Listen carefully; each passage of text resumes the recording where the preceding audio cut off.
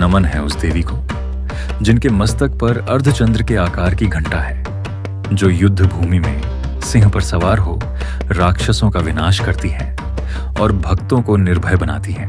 यह कथा है मां चंद्रघंटा की। नवरात्रि के तीसरे दिन पूजी जाने वाली तीसरे रूप की मां चंद्रघंटा का स्वरूप बहुत ही अद्भुत और प्रेरणादायक है। उनके माथे पर अर्धचंद्र के आकार की एक सुनहरी घंटी होती है, जिससे उनका नाम चंद्रघंटा पड़ा। वे 10 भुजाओं वाली हैं। हर हाथ में कोई ना कोई अस्त्र शस्त्र लिए रहती हैं, जैसे त्रिशूल, गदा, कमल, तलवार, धनुष और कमंडल। उनका वाहन है सिंह, जो उनके साहस और वीरता का प्रतीक है। उनका रंग स्वर्ण के समान चमकता है और उनका स्वरूप ऐसा है कि एक ओर सौम्यता है तो दूसरी ओर प्रचंड शक्ति। बहुत समय पहले की बात है, जब राक्षसों का आतंक बढ़ता जा रहा था। विशेष रूप से महिषासुर नामक एक असुर ने देवताओं को हराकर स्वर्ग पर अधिकार कर लिया। उसने धरती, पाताल और आकाश तीनों लोकों में अत्याचार करना शुरू कर दिया। देवता डर के मारे भागने लगे और सभी ने मिलकर त्रिदेव ब्रह्मा, विष्णु और महेश से सहायता की प्रार्थना की। तब तीनों देवताओं ने अपने तेज को मिलाकर एक अद्भुत स्त्री शक्ति की रचना की, जो थी मां दुर्गा। मां दुर्गा ने युद्ध की तैयारी की। उन्होंने राक्षसों को ललकारा। शुरुआत में राक्षसों ने उनका मजाक उड़ाया। एक स्त्री हमारा क्या बिगाड़ेगी? लेकिन जैसे ही मां ने युद्ध भूमि में कदम रखा, धरती हिल उठी।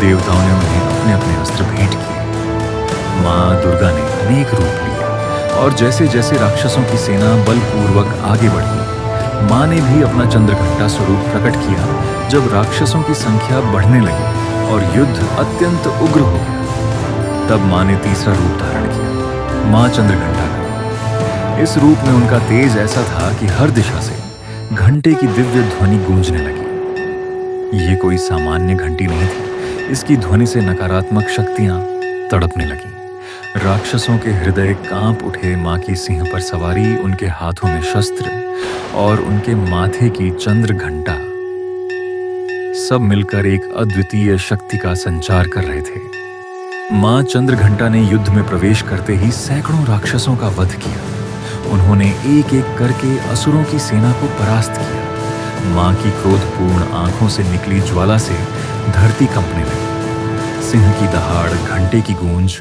और मां की तलवार के वार से राक्षसों की सेना में भगदड़ मच गई। अंततः महिषासुर को भी मां चंद्रघंटा के आगे झुकना पड़ा।